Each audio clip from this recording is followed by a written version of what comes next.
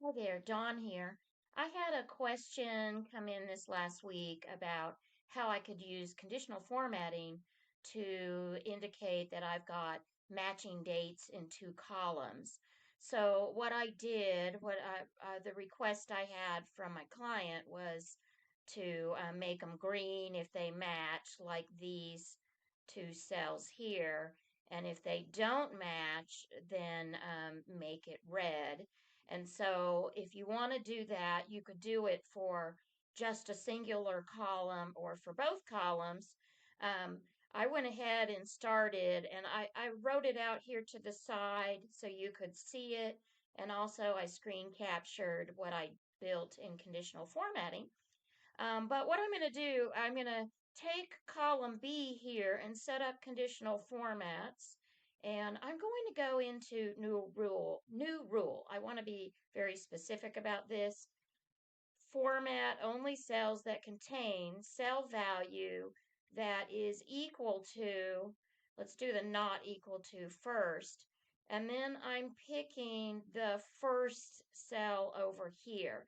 Now, what I want to do is take out the absolute dollar sign for the row number because I actually want this to work its way down the entire column. So the column is locked, but the row is not. And then the format, I'll choose a fill. I'll just do this light orange color for the nose. These are ones that are not matching. So I'll do that. And then I'll go back in, same setup, new rule, format only cells that contain. And this time I'll do equal to, and the same thing, this cell taking out the absolute for the row so that it could work its way all the way down the column. And I'll make that green.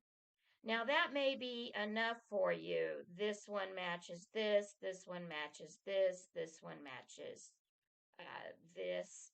Let's make sure it's dynamic.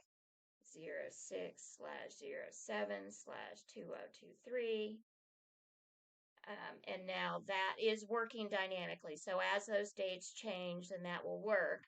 Now, I wasn't sure if my client wanted both columns or just the one, but you could reverse it on this side and set up the same conditional formatting. That first one would be enough for me, but just in case, you'll do not equal to, and then you'll reverse it and you'll just tell it this one instead, taking out the absolute for that and making this one not equal to, and okay. And we're getting that working. And then again, new rule, cells that contain, we'll say this one is equal to this one. Again, take out that row, absolute, and format your equal to color. Okay, we've got it working, my friends. Hope that works for you. Have a great day.